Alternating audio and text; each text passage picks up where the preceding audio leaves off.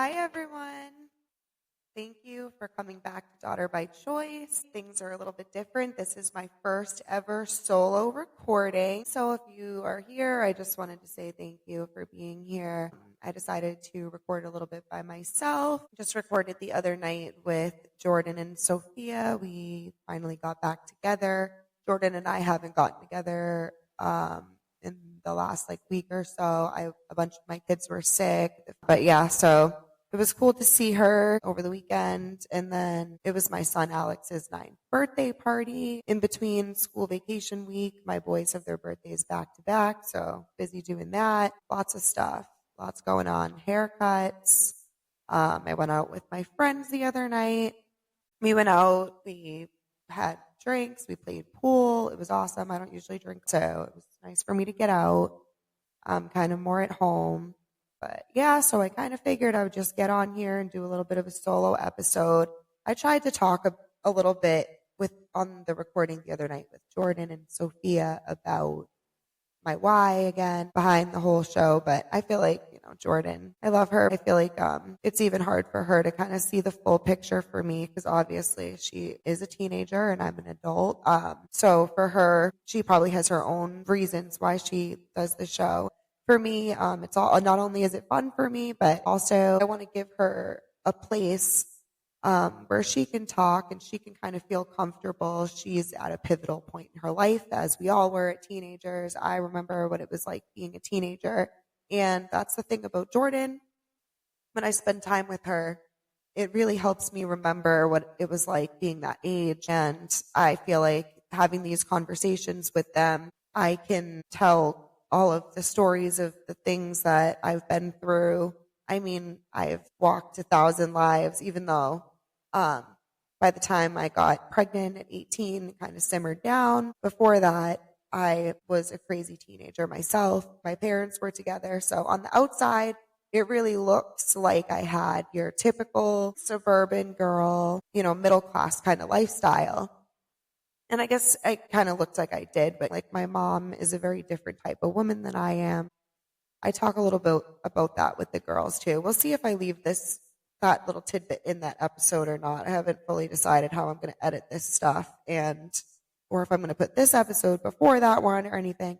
I'm also just learning how to edit. I know I ask all the time for just grace, but yeah, so point is I have been through so much as a teenager and I made so much mistakes. And I feel like if I had more guidance or if I had deeper connections with the adults, especially the females in my life, then maybe I could have heard some crazy stories and learned from other people's mistakes so that I didn't make as many as I did at that age.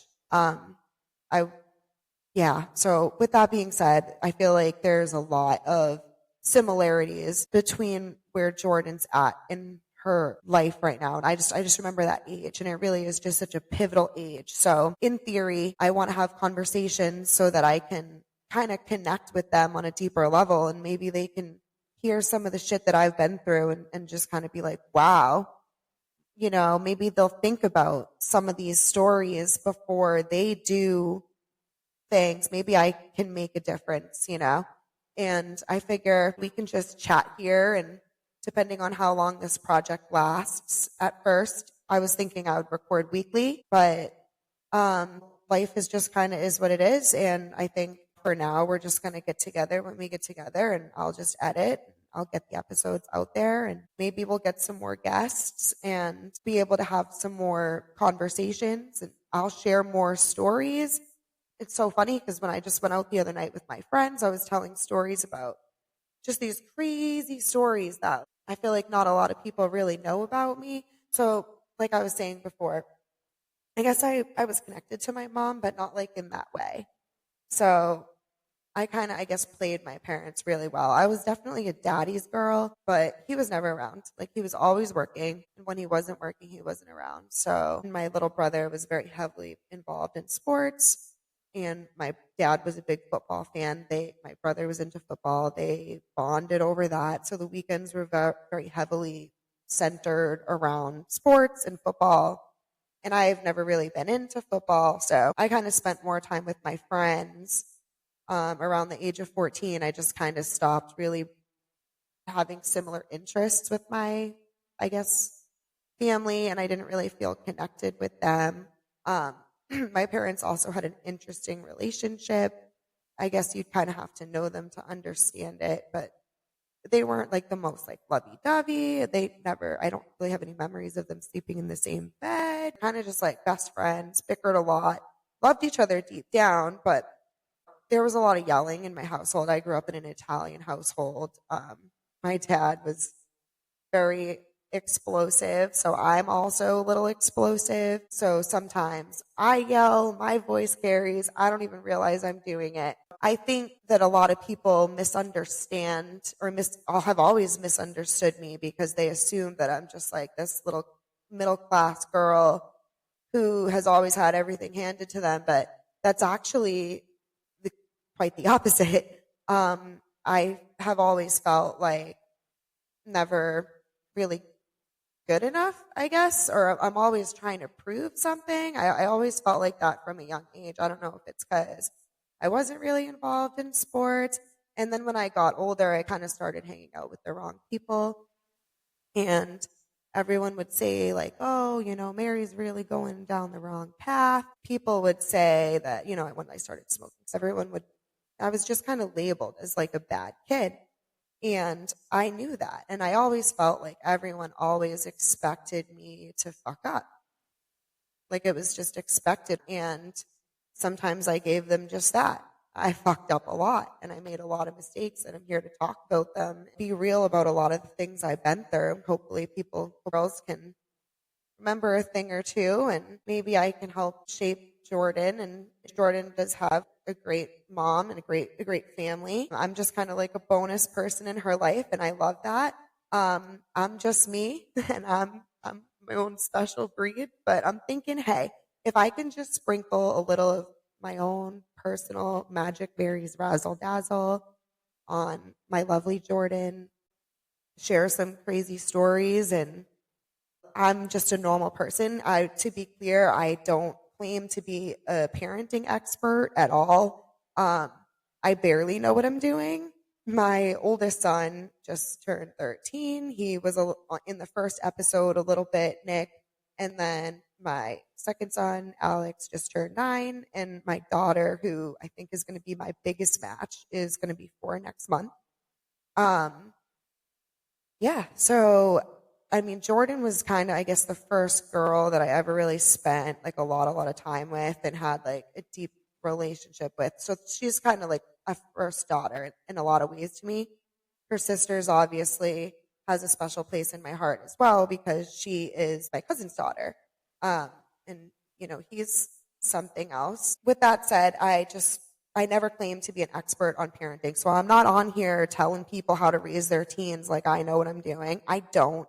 I'm just here to chat with teens, read some teen drama for your mama, shoot the shit, and yeah, share some stories. I feel like I've walked 1,000 lives. There's so many things that I could talk about that I've been through you know, from losing my dad to different parts of going through grief to my childhood, from being a crazy teenager to having kids, what that was like, my relationship with Nick. I've been through parts of my life that involve drugs and alcohol. I've been through a codependency. I'm not perfect. I have my quirks. I'm, probably going to get dragged for just being a straight weirdo because I am. But I'm here because I just love these kids. I love all kids. I love my kids. I love your kids. I love Tiffany's kids. I love all my friends' kids. I would take in any strays. Like actually my friends make fun of me for it. Cause really, like I honestly just love all these kids. I have this problem, honestly. Well, I guess it's not really a problem. Like it could be a problem. I don't know. I only see the good in people.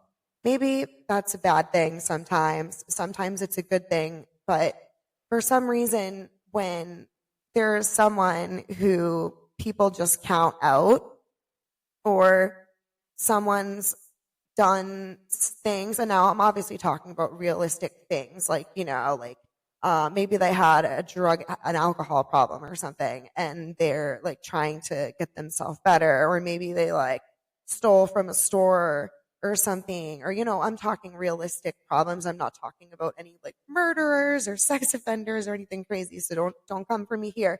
But what I'm saying is people can have had a past, and I, for some reason, just look right through it. It's been an issue for me because I give too much. Like, I'm too good of a friend. I only see the good in people. So I've always kind of trusted people a little bit more than I want to. I'm also just super empathetic, and I feel for people so deeply. When I'm with you, I can just feel all of your energy, and I don't know. I love people, but I hate humanity, or hate people and love humanity on the planet. Anyway, something like that. I just only see the good in people. My cousin, the one I was talking about, Jordan's sister's father, he used to call me Captain Save-A-Ho because I literally try to fix people. Well, I guess not really now. Now that I'm older, I kind of stopped trying to fix people. When I was younger, I would just try to, I guess, help people. Maybe not try to fix people. That's a little bit of a force, but I would say help people. Like, I'd be like, oh, maybe I can be like, the reason why this person gets clean. Maybe I can help them see that they should quit drinking, or like maybe my friendship with this person will help. I don't know. But I guess what I'm trying to say is, like, I typically just want to see the best in people, and I want to see people do good. I want to bring people up with me. I saw a meme today, and it said, my problem is I always want to take people to the top with me that never wanted me to get to the top in the first place. And you know what? Like, it's so true. Like, that is like so truly me, because I stay doing too much for people. But I say that, and it's funny because in the moment, I don't expect, like, it's not like I'm out there doing things like, oh yeah, I want this person to return this favor or whatever. Like, it ain't even like that. Like, I just be out there doing me, and then like certain people like can't even come to my events, or like don't even reach out to me. Like, when my dad died, like there was people in my life growing up who I expected, I guess, like, there's people, it's funny because when someone close to you dies, you have two types of people. You have your people that you wouldn't have expected to even like say anything, and then they are like sending flowers and they're there at all the services. And then you have your people who you thought were significant people in your life, but they like never even reached out to say like, hey, I'm sorry for your loss. And it's just so crazy because it's such like a revealing time in your life.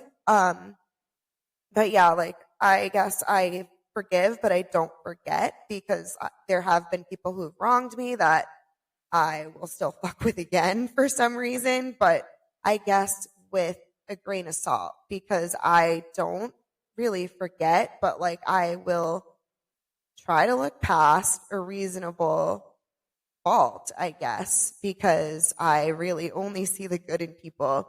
And that's why I've had a past of attracting the wrong kind of friends.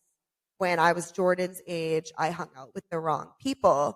I was joking at the dinner table the other night, saying all these different things I'm talking about on today's episode of Where Were My Parents? On today's episode of Where Were My Parents? I mean, I have stories for days of things that I've been through, from parties in the woods to getting in strangers' cars. I mean, at one point, I even like partook in a pornographic video and had one of the most embarrassing moments of my life. Maybe I'll cover that eventually.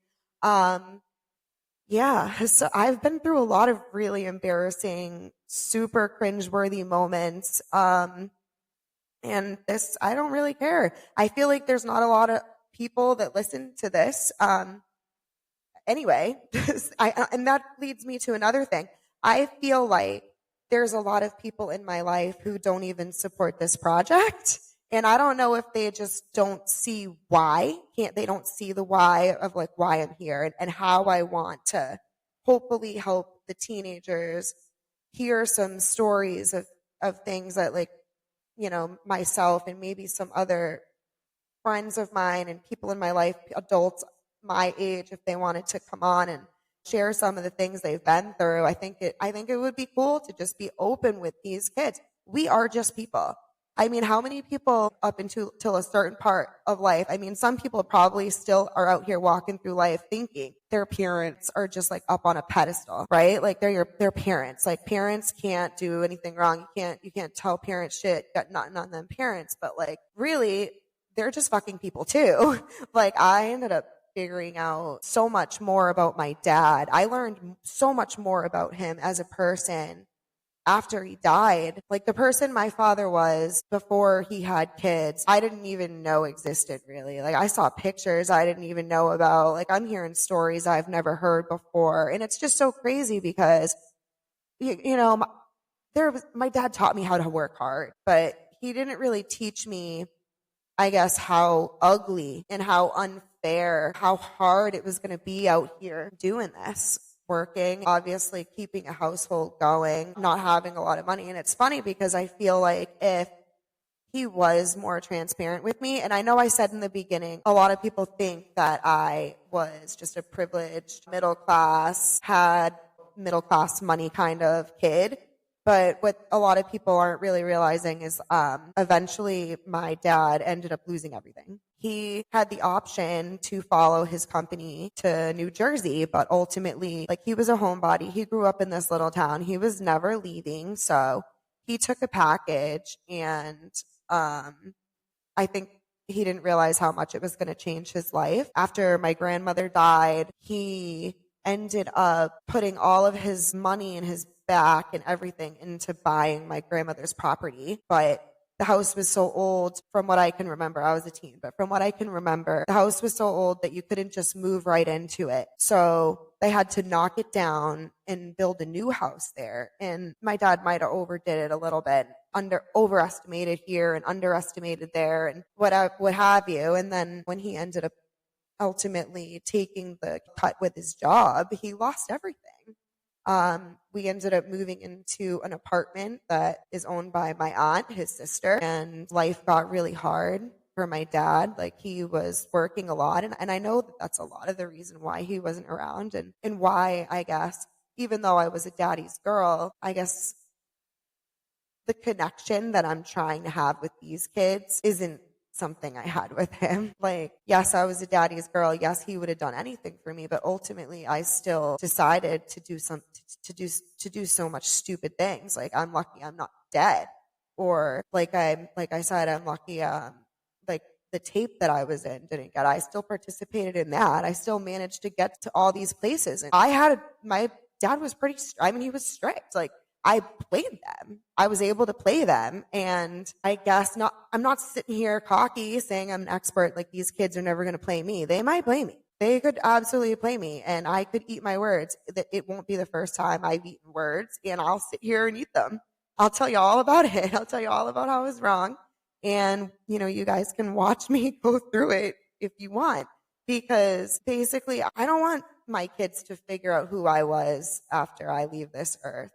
I don't want to hide how ugly it is out there from them or how hard it is out there and give them like a false sense of reality, because I do kind of think my dad did that a little bit. Like I was his little princess. He didn't want me to have to see it. But ultimately, you know, he died when I was in my early 20s. And my mom, I guess I just didn't realize like how much he did for her. So she lives here with me now and kind of micromanage her a little bit because she needs it. And yeah, so she'll tell you that herself, I'm sure. If she ever wants to come on here, my mom would absolutely tell you that I am here holding it down. My husband too. So it's just been a lot. My brother's a big part of our life since my dad died. Things are different. I had to work a lot harder, I think, than he ever really expected me to have to. He wanted me to know how, and he taught me how to, but I don't think he ever taught me the why. How unfair and how long it takes to really get anywhere. And then I feel like if the why was stressed more, maybe I would have tried harder in school. Maybe I would have prioritized things a little bit better. I got a job when I was 14. I was working at Market Basket. Shout out Market Basket. They hire 14-year-olds. Good gig over there. I started working really young, became an assistant manager over there, blue coat up in the front end by the time I was 16. And then I kind of just never really stopped. I've been out here in hustle culture ever since. And sometimes I kind of wish I slowed down. I was out there trying to prove everybody wrong. Like I said, when I wasn't working at Market Basket, I was out in the streets running amok, getting in trouble, in and out of that police station. I was out there hanging. I just didn't get it. And I didn't understand why people were taking advantage of me. I had so many people that would just hang out with me, I feel like, for the money or for, whatever I had that day or whatever I was going to buy, or because I always was able to figure out a ride for us, or I always had a place for everybody to stay at because I always had good grades because I was always proving people wrong. I really felt like that.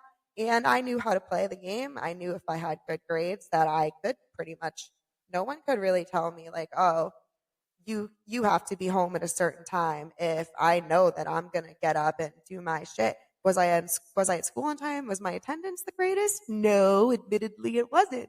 But I still went there and I still had good grades and I still did what I needed to do at the end of the day. I was on top of my shit. And I think, that's a little bit of why I kind of had a little bit more freedom, was because I was a little bit more responsible. But ultimately that responsibility had me out there, doing out there crazy. And I think that if I just had a little bit more why and felt a little bit more connected to the adults in my life, maybe I could have vibed longer with some women. Like I did have, rest in peace, one of my other cousins, Billy. He passed away when I was younger.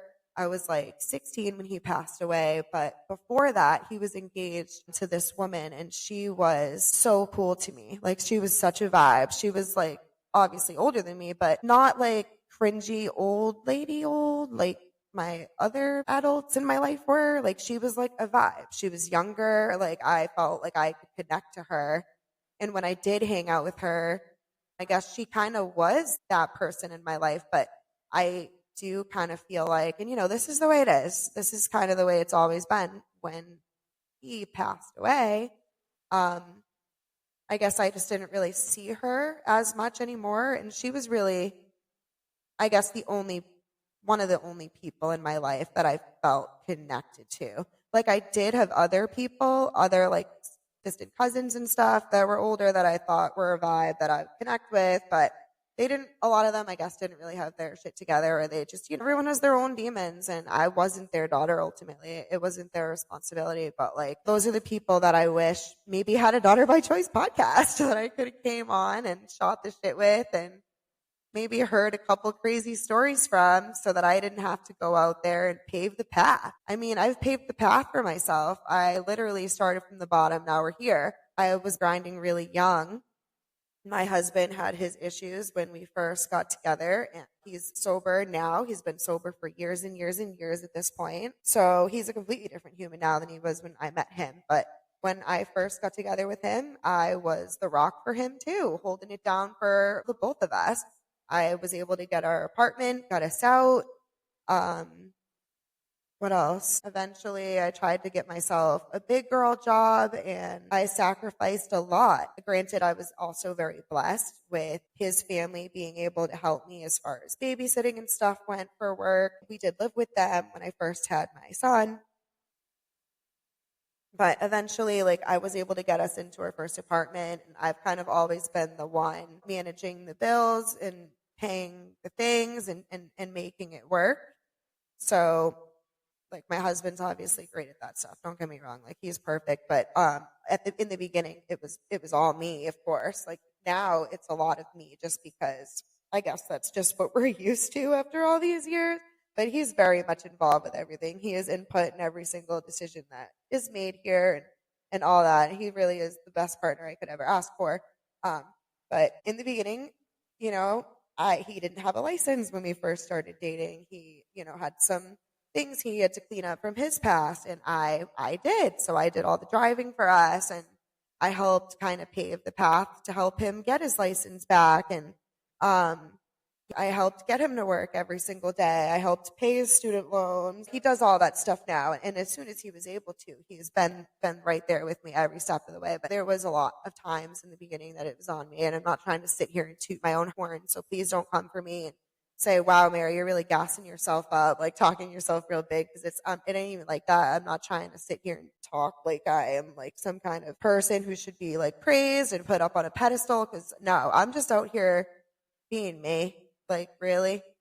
So yeah, anyway, I've just been through a lot, and I'm hoping that sitting here hanging out with Jordan, Sophia, whoever else wants to drop in, I'm hoping these conversations, maybe someone can learn something, or maybe I can help shape who they are as people someday. And when they look back, they can say, wow, like it is a good thing I never ended up on somebody's revenge site. Or like I learned so much about alcohol that I would have never known could possibly happen. Or like, oh, I never even thought that this could go down like that. I don't know. I'm just saying, like maybe something could stick somewhere. But like I said, I don't claim to be an expert. So if I get checked here and I eat my own freaking foot on this podcast, you guys think I'm acting like I know what I'm doing. I don't. And I don't feel like I have a lot of supporters in my life behind this. Like I feel like there are a lot of friends of mine that are sitting here wondering why I'm putting myself out here, why I'm doing this. And I don't know. It just kind of started out as a fun little thing. And now this is where I'm at. I want to just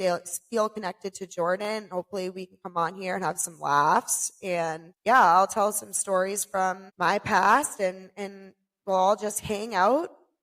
And yeah, hopefully you guys want to hear more. That would be really cool, because it would be great if I could get some more feedback from any listeners about anything they've heard on the show, what you think of me, what you think of Sophia, any ideas or suggestions that you might have for this show.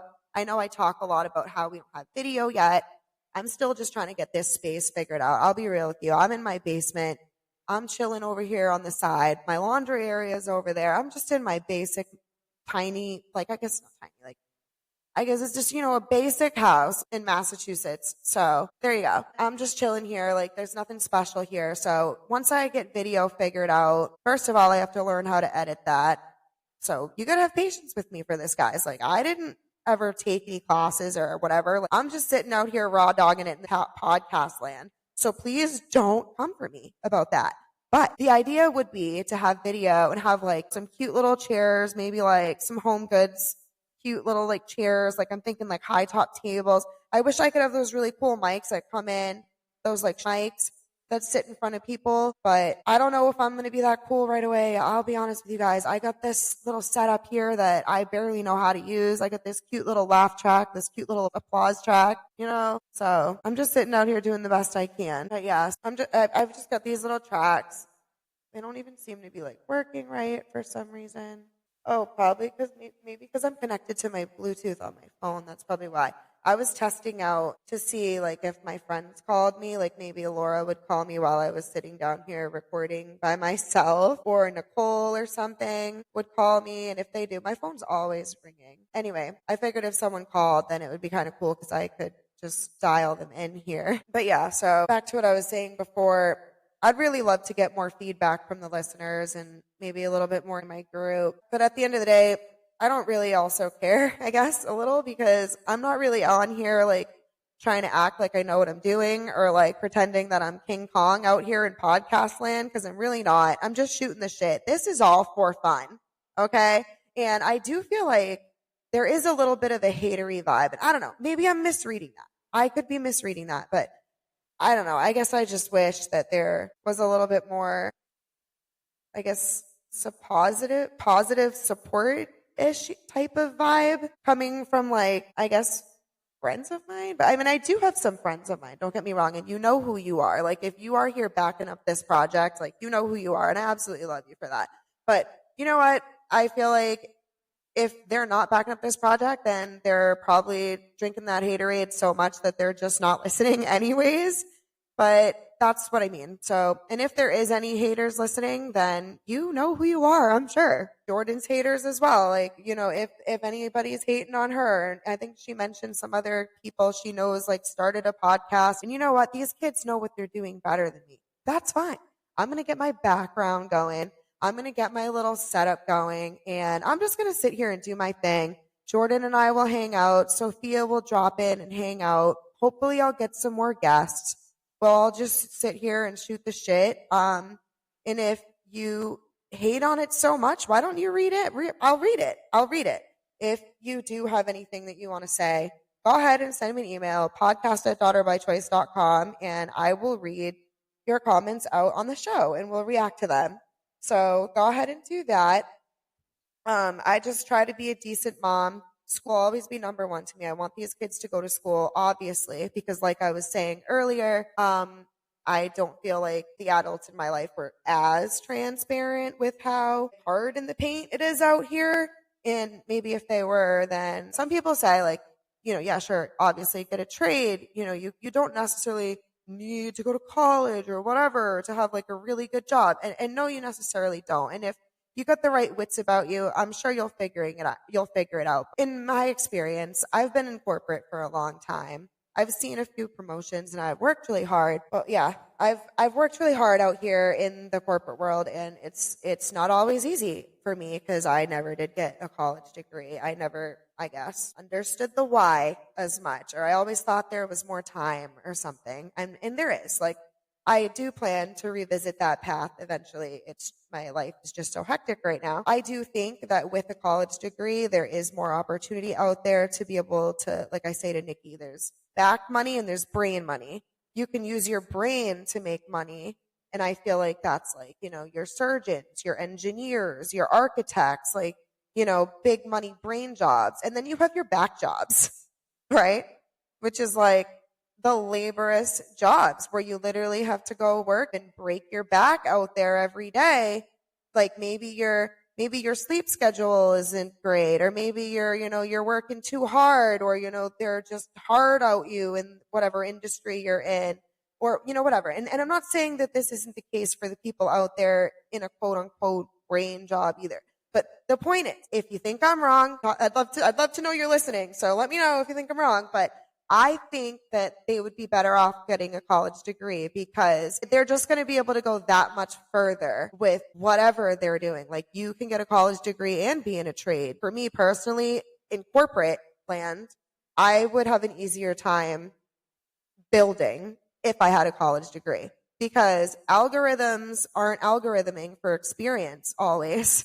Sometimes the algorithm is just looking for a degree, and if your application or your submission doesn't have that box checked off, you're automatically getting pushed over into the probably not pile, in my opinion. You're more likely to get hired if you can get in with the algorithm. I feel like that's what it's all about in 2025, is these algorithms and getting jobs. So like, I think, and I do think that there's a lot of boomers out there holding these jobs that won't always be they won't always be the doctors and the surgeons and the lawyers anymore. And then there's going to be so many people that just decided not to go to school, that aren't out there, that aren't able to fill these jobs anymore. And I think there's a little bit of that now. I think that's why, college is starting to be free for adults under a certain age. And they're really kind of pushing it a little bit more. I think they're realizing that, because of the prices, how expensive it is to go, the process. And we really got to relook at that, because we are going to need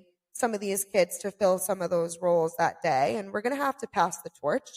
So I don't think these kids should rule college out just yet. Anyway, so that's my little talk on why I think school is important. So you're always going to hear me pushing Jordan to school. You're always going to hear me pushing my own kids to school. I'll encourage any single teen guest that comes on this podcast to go to school. And if they have a problem getting there, I'll drive them there myself, or I'll send my mother or my husband.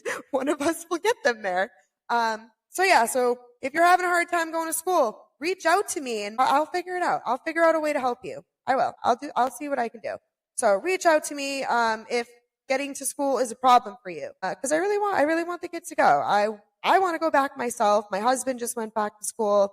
I think school is great.